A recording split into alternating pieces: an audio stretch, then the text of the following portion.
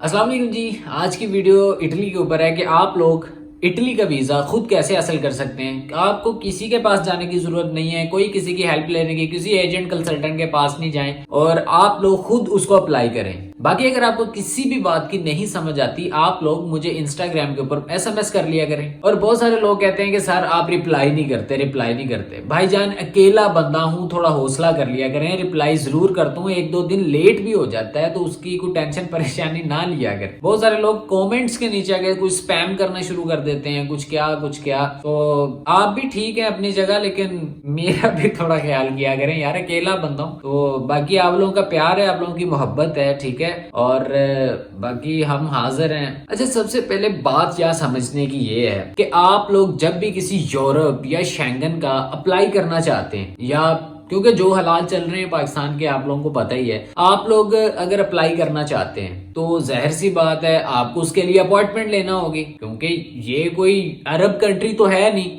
अब बहुत सारे लोग चीज के चक्कर में भी होते हैं ना कि भी डायरेक्ट निकल जाएं, तो पाकिस्तान में वैसे भी अपॉइंटमेंट नहीं मिल रही, तो ये मसला है लोगों का। इटली की अपॉइंटमेंट की एक बहुत अच्छी न्यूज है। VFS ग्लोबल की ऑफिशियल वेबसाइट के ऊपर लिखा हुआ है कि इटली का जो अपॉइंटमेंट है इजीली अवेलेबल है। 5 अक्टूबर से इन्होंने अनाउंस कर दिया है कि वो आपको ऑन कॉल मिलेगा। आप कॉल कर लें, आपके पासपोर्ट की वो इंफॉर्मेशन लेंगे आपकी। अगर आप अपनी फैमिली के साथ अप्लाई कर रहे हैं, अगर आप अकेले अप्लाई कर रहे हैं, आपको ऑनलाइन ही कॉल के ऊपर ही आपकी अपॉइंटमेंट हो जाएगी। और साथ ही साथ शेंगन के जितने भी कंट्री हैं, या स्पेन है या कोई भी है, तमाम कंट्रीज के लिए वो ऐसे ही करेंगे। पहले एजेंट क्या करते थे, वो अपॉइंटमेंट उन्होंने बुक की करके उसके बाद उनको तो पता होता था तरीका। अब बात तो आपकी मेरी आती है ना कि जिनको पता ही नहीं, जिन लोगों को विजिट वीजा अप्लाई करना होता था उनसे पैसे बटोर के तो सेल करते थे। और अब ऐसा होने जा रहा है कि जो जिस बंदे ने जाना है ना, वही बंदा अपॉइंटमेंट ले सकता है, ठीक है ना।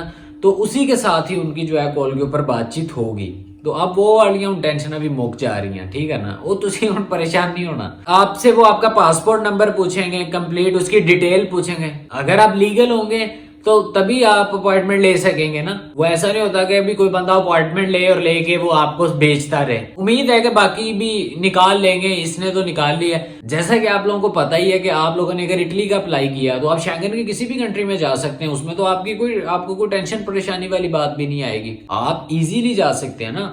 देखें, वहां पर भी यूरो चलता है, वो यूरोप का कंट्री है। इतनी तो अथॉरिटी है ना उनके वीजे की कि भाई आप लोग शेंगन के किसी भी कंट्री को विजिट कर सकते हैं। आपको किसी भी कंट्री जाना है ना, कहीं पर भी जाएं, कोई इनकी लिमिट्स नहीं होती। शेंगन का कोई भी कंट्री का अपॉइंटमेंट अगर अवेलेबल है तो आप बुक कर लें। बुक करने के बाद आप अप्लाई करें, किसी भी कंट्री में जा सकते हैं। इटली का वीजा आप कैसे अप्लाई कर सकते हैं? देखें, इटली के वीजे के लिए आपको कुछ डॉक्यूमेंट्स चाहिए होते हैं। डॉक्यूमेंट क्या होते हैं? अगर आप बिजनेसमैन है तो आपको 6 मंथ की बैंक स्टेटमेंट चाहिए होती है, ठीक है ना। 6 महीने वैलिड होनी चाहिए। और साथ ही साथ 2 ईयर के टैक्स रिटर्न आपको शो करवाने होते हैं। प्रॉपर्टी के कोई ऐसे डॉक्यूमेंट्स, अगर कोई ऐसी प्रॉपर्टी है आपके पास तो आपको उनके डॉक्यूमेंट्स देने होंगे। उसके बाद आपका पासपोर्ट, उसके बाद आपकी पिक्चर्स, उसके साथ आपका कवर लेटर लगेगा, उसके बाद ट्रैवल हेल्थ इंश्योरेंस लगेगी, उसके बाद होटल बुकिंग और फ्लाइट रिजर्वेशन। ये सारी चीजें आपने इनको गैदर कर लेना है, इन डॉक्यूमेंट्स को, ठीक है। उसके बाद आपका कोई पासपोर्ट है, उसके ऊपर अगर कोई ट्रैवल हिस्ट्री है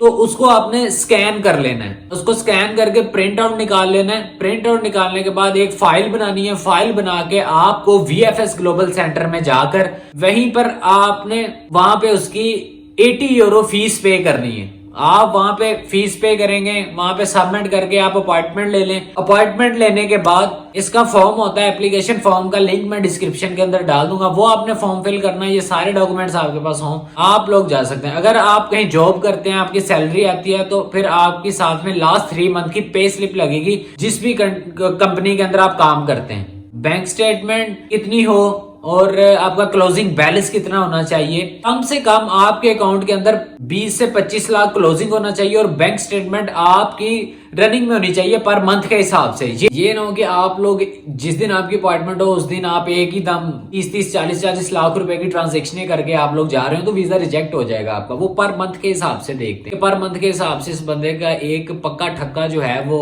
क्या पैसा आ रहा है बैंक के अंदर। वो क्यों देखते हैं ये चीजों को? वो इसलिए देखते हैं कि वो देखते हैं कि अपने पैरों पे भी खड़ा है कि नहीं खड़ा, या अभी सिर्फ पापा की पॉकेट मनी पे ही पलते हैं। तो ये चीजें देख रहे होते हैं। उन लोगों को आपने ये शो करवाना होता है कि भाईजान असी भी कोई चीज है, असि उत्थे जाके अपना आप दा खर्चा चुक सकते हैं, ठीक है ना। अगर सानू को 2-3 महीने रहना पैंदा है उत्थे असी डिफरेंट, फिर ऐसे वो होता है कि वो देखते हैं कि बंदे के पास 15-20 लाख रुपए हैं इसके अकाउंट के अंदर, आएगा हमारे मुल्क में खर्च करेगा, हमारे मुल्क का ही फायदा है इसमें।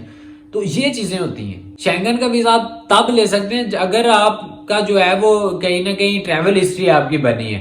तो थोड़ा सा मुश्किल होता है लेकिन समटाइम मिल भी जाता है, ऐसी बात नहीं है कि मिलता ही नहीं। तो आप अपनी इस तरीके से फाइल रेडी करें, रेडी करने के बाद वीएफएस ग्लोबल की वेबसाइट पे जाएं। इजी प्रोसेस है, शेंगन का किसी भी कंट्री का सेम प्रोसेस रहता है, सिर्फ आपका एप्लीकेशन फॉर्म चेंज होता है। अगर आप इटली का कर रहे हैं तो इटली का होगा, डॉक्यूमेंट सेम ही है। अगर आप पुर्तगाल का कर रहे हैं तो डॉक्यूमेंट सेम ही है, ठीक है ना।